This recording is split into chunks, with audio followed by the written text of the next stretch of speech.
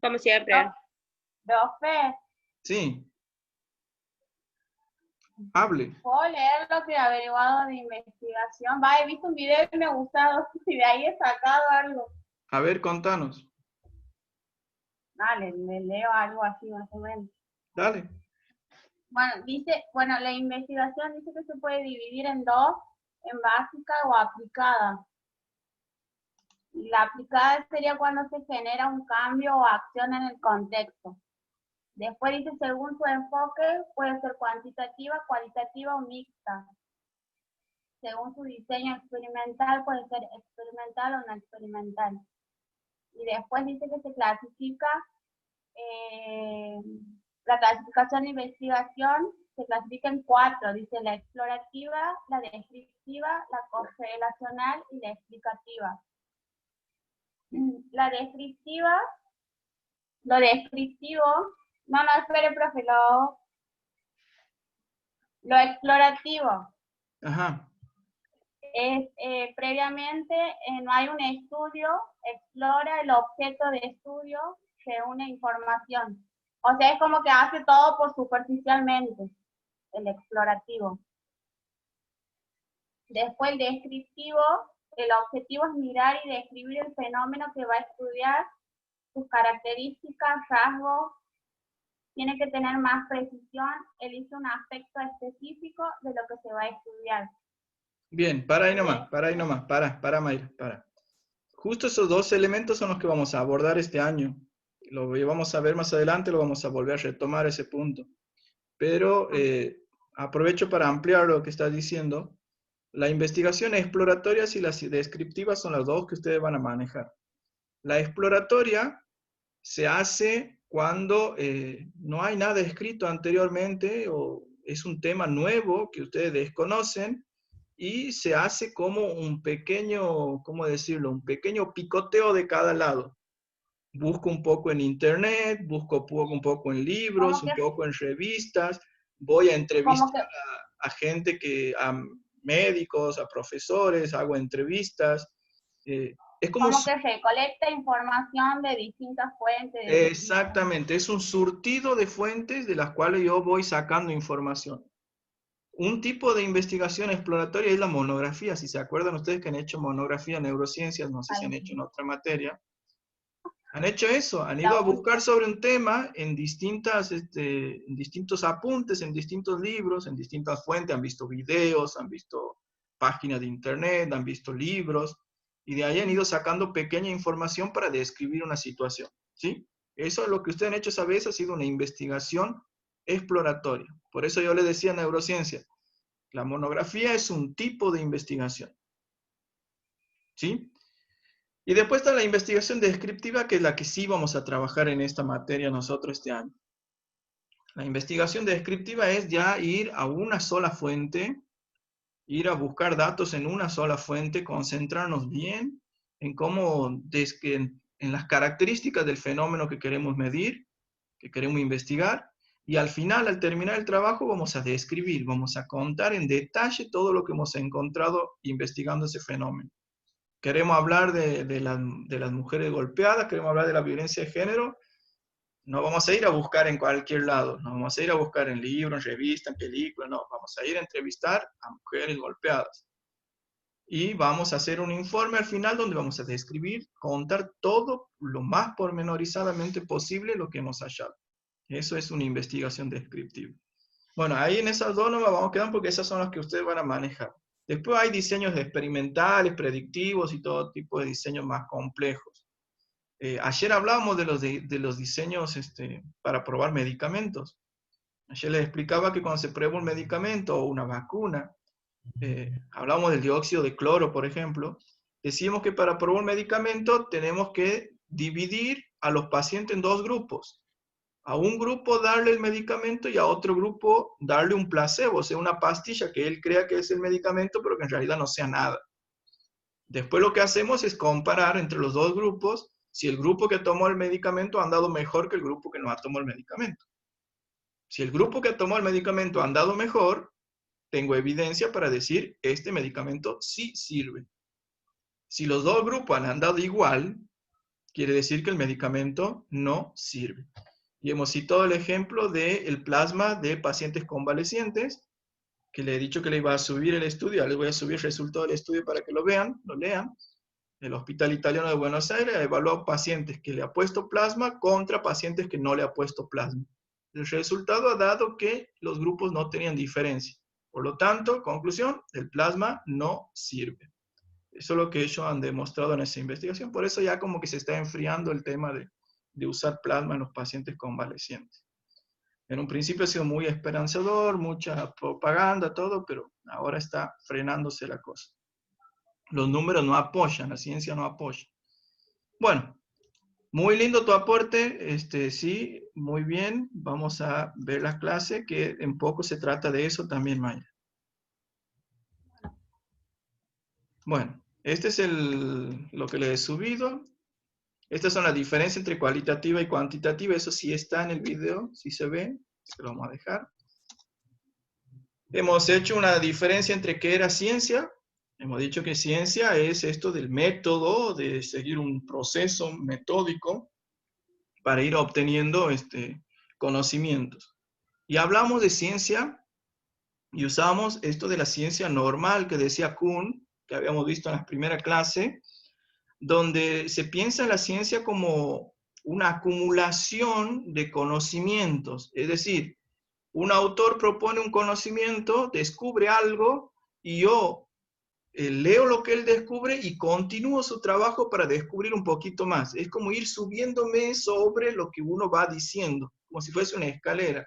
Me paro sobre lo que uno ha descubierto para descubrir un poquito más. Y sobre lo que yo descubro, después viene otro y descubre otro poquito más. Y así vamos avanzando y como que vamos llenando la biblioteca de libros. Uno se apoya en el otro. Eso es lo que Kuhn llamaba la ciencia normal o el crecimiento vertical de la ciencia, por decirlo de alguna manera. Teoría. ¿Te anima a alguien a decir qué es teoría? Evelyn, vos. A ver, vos has estado en la clase ayer. ¿Qué era teoría, Evelyn? Ah, no, ahí hemos cortado, no sé. No se ha cortado. No mientes.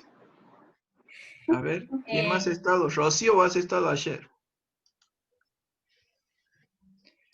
Bueno, Sí, la profe. teoría, a diferencia del conocimiento científico, el conocimiento científico tiene que ser comprobable. Es decir, yo tengo que hacer el experimento en casa y ver que funciona, que es así.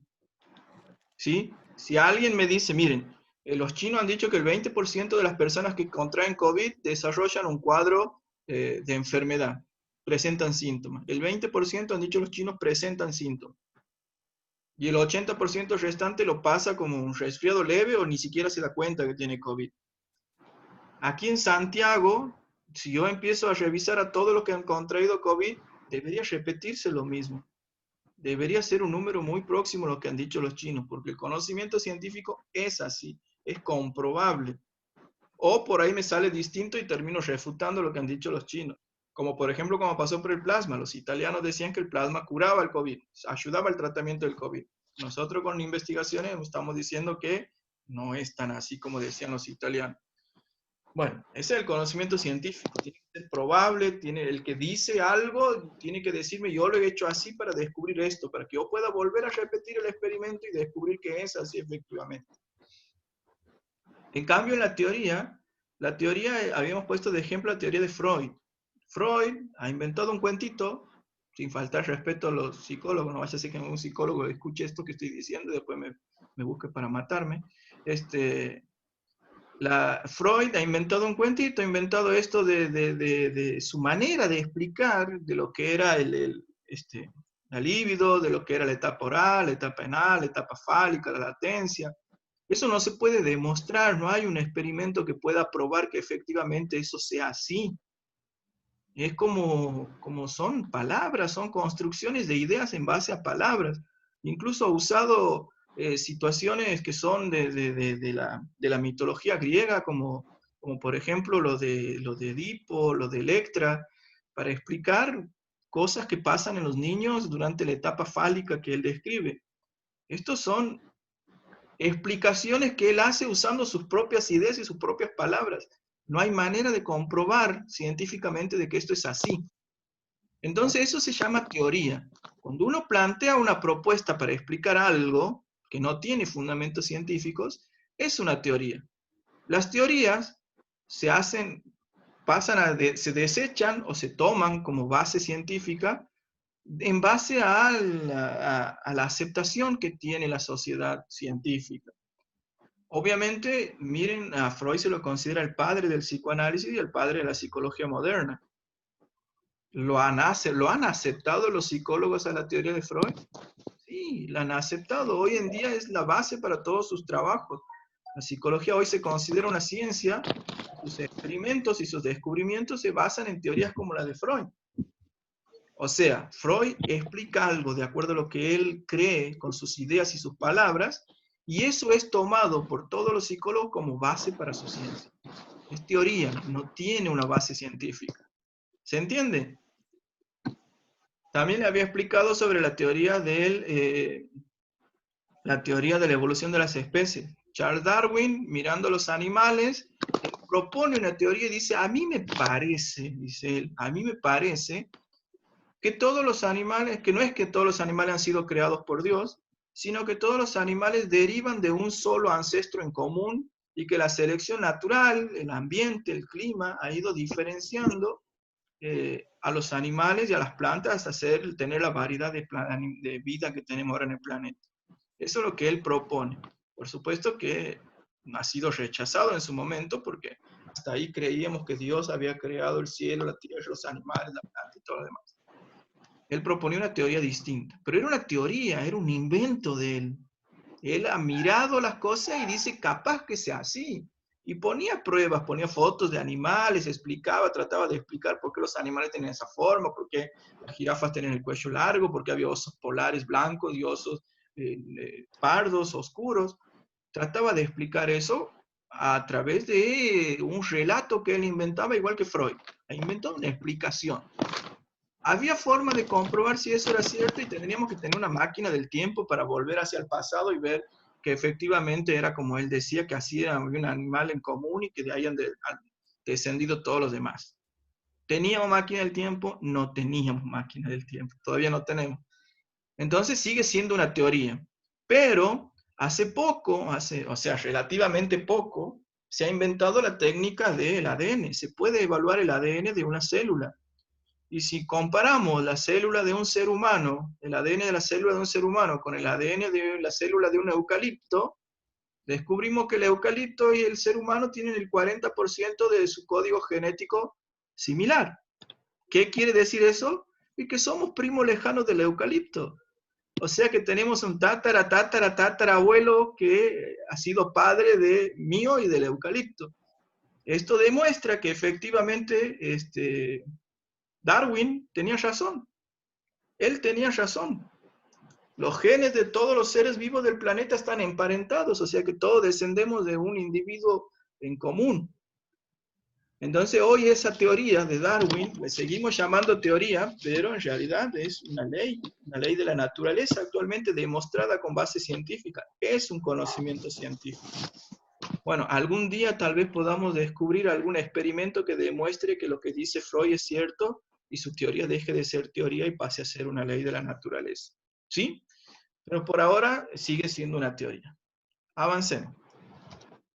En esto hemos estado viendo que eran las etapas del método científico. Yo aquí he puesto un ejemplo, que ayer no lo he explicado, pero hoy lo vamos a explicar. Dice que las etapas del método científico, que en alguna clase ustedes lo han enumerado, pero esto le sacó del libro de Pineda. La primera etapa es el planteamiento del problema. O sea, yo tengo que delimitar un problema. Tengo que ver un problema. No puedo investigar si no tengo un problema. Y tiene que ser un problema nuevo, tiene que ser un problema genuino. Si es un problema que otro ya lo ha investigado y ya no tiene demasiado sentido que yo lo investigue. ¿Sí? A lo sumo me fijo si lo he investigado bien, repito el experimento que he hecho y saco mis conclusiones para estar seguro y decir, sí, está bien lo que he hecho. Ahora, si descubro que lo he hecho mal a la investigación, y bueno, ahí sí me pongo a hacerla de nuevo, a hacer otra cosa. Pero tiene que ser un problema nuevo.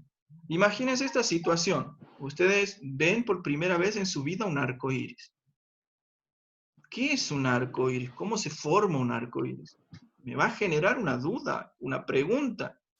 ¿Qué es un arco iris? Bueno, empiezo a construir un modelo teórico. Ese es el segundo paso. ¿Qué significa un modelo teórico? Significa esto, significa subirme en los conocimientos que otros ya han descubierto. ¿Sí? Empiezo a explicar, así como Darwin ha explicado la evolución de las especies, así como Freud explica la evolución psicosexual. Entonces yo empiezo a tratar de explicar. A ver, explícame, ¿qué crees vos? ¿Por qué se forman los arcoíris? Y cuando uno empieza a hacer esa construcción teórica, a tratar de dar una explicación, a inventar un relato que explique esto, va a empezar a seleccionar factores teóricos relativos al problema. ¿Qué significa seleccionar factores teóricos relacionados al problema? Significa que voy a empezar a buscar otros conocimientos que alguien haya descubierto parecidos. Por eso ustedes se ponen a buscar en Google investigaciones que ya estén hechas o que sean parecidas al tema que ustedes quieren investigar, porque empezamos a seleccionar qué ya se sabe para poder pararnos sobre esos conocimientos y descubrir algo nuevo. ¿Qué podríamos ver sobre conocimientos que hay para ver el tema del arco iris? Y bueno, buscaría experimentos que se hayan hecho con la luz, con la refracción, con la descomposición de la luz, ver si hay experimentos que en física, hay libros de física que hablan sobre la luz, la luz, la luz, hay mucho escrito, entonces empezaría a leer y a buscar explicaciones que den otro. Formular hipótesis. ¿Qué significa formular hipótesis? Después de yo haberme inventado, de haber buscado otras investigaciones y haber inventado una explicación de por qué se produce, entonces yo puedo decir, proponer una posible respuesta. Mi respuesta sería, cuando la luz del sol atraviesa el agua, se descompone formando los colores del arco iris. Esa sería mi propuesta después de todo lo que he leído. Cuando la luz atraviesa el agua, se descompone formando los colores del arco iris. Esa sería mi hipótesis. ¿Sí? Bueno, vamos a hacer deducciones en consecuencias particulares y vamos a empezar a buscar soportes empíricos, empezar a buscar más experimentos que se hayan hecho parecidos a los nuestros, que nos den idea de cómo experimentar. Vamos a probar la hipótesis. ¿Cómo probaríamos la hipótesis? Si mi hipótesis es que la luz al pasar el agua se descompone formando los colores del arco iris, buscaría luz y buscaría agua. Pondré un vaso de agua con una linterna, prendo la linterna para que la luz atraviese el agua. ¿Se forma el arco iris del otro lado del vaso? Si se forma el arco iris, quiere decir que yo tengo razón. Que la luz cuando atraviesa el agua se descompone formando el arco iris. Si yo prendo la linterna, atraviesa el vaso de agua la luz y no se forma el arco iris del otro lado, mi hipótesis es rechazada y no es así, tendré que buscar otra hipótesis. Así de sencillo es probar esto. Ustedes cuando hagan una investigación, por ejemplo, queremos probar un medicamento X, queremos probar el ibuprofeno inhalado. Diseño un experimento. Mi hipótesis es que el ibuprofeno administrado de forma inhalatoria a los pacientes COVID ayudan a que no se agraven. ¿Cómo se agrava un paciente? Un paciente cuando se agrava requiere que lo conecten al respirador. Que al paciente lo conecten al respirador significa que lo van a llevar a terapia. Que el paciente, si lo llevan a terapia, está en respirador y se sigue agravando, va a terminar muriéndose. Entonces, ¿cómo me doy cuenta yo que un paciente se agrava? Y se agrava cuando lo conectan al respirador, se agrava cuando lo llevan a terapia y se agrava cuando muere. Si esas tres cosas le pasan a un paciente, quiere decir que el paciente se ha agravado. Si esas cosas no le pasan al paciente, quiere decir que el paciente no se ha agravado. Entonces empiezo a diseñar un experimento. A algunos pacientes le doy el medicamento, a otros pacientes no le doy el medicamento. Y empiezo a ver en esos dos grupos cuántos entran a terapia, cuántos les ponen respirador, cuántos se mueren. Y si descubro que en la gente que ha estado que le he dado el ibuprofeno inhalado, no ha habido menos gente en terapia, ha habido menos muertos, entonces, ¿qué conclusión saco? Esos pacientes no se han agravado, por lo tanto, el ibuprofeno sirve. ¿Se entiende? Yo estoy diseñando, estoy buscando la forma de probar esta hipótesis que yo tengo. Esa es una de las... La primera parte importante de una investigación es describir bien el problema, poder saber bien qué quiero investigar. Y la segunda parte importante es poder armar una prueba o una hipótesis que me ayude a demostrar si lo que yo estoy diciendo es cierto o no. Bueno, entonces probamos la hipótesis, diseñamos la prueba, pensamos cuál es la mejor forma de probar esto que estoy diciendo. Ejecutamos la prueba, vamos y la realizamos. Recogemos los datos, leemos los datos y vamos sacando conclusiones. Bien, ahí terminaría lo que sería la investigación en sí. Pero, ¿de qué sirve que yo haya investigado algo? ¿De qué sirve que yo haya investigado algo y se muera conmigo? ¿De qué sirve que yo haya descubierto un medicamento que trata el COVID y no se lo cuente a nadie? ¿De qué sirve? De nada. Entonces, el último paso, que es introducción de las conclusiones en la teoría, significa que ese libro que yo he leído que explica los tratamientos para el paciente COVID, debería ahora, de hoy en más, agregarle un par de hojas más a ese libro donde diga qué es lo que yo he descubierto. ¿Sí? Eso significa introducir mis conclusiones en la teoría. Tratar de que lo que yo he descubierto, sumarle a esa escalera que yo había armado con libros y con conocimiento. ¿Se va entendiendo? ¿Sí? No. Están paralizados. Sí, profe. Ah, bueno. Sí, profe. Bien. Habíamos hecho ayer un ejemplo con el barbijo, ¿era? Creo Sí, que era el barbijo. estábamos hablando de eso del barbijo. Ajá. Sí, Le estaba preguntando yo a las chicas que estaban ayer, y a Sebastián, que había un chico también ayer, cuál es el problema que ven con respecto al barbijo. Y a ellos me decían que un problema que notan, porque el problema lo tengo que sentir yo, es un fenómeno que se ve y que me molesta. El problema que notaban, que vamos a hablar bien de problema enseguida, ¿no? El problema que notaban era que la gente no usa bien el barbijo.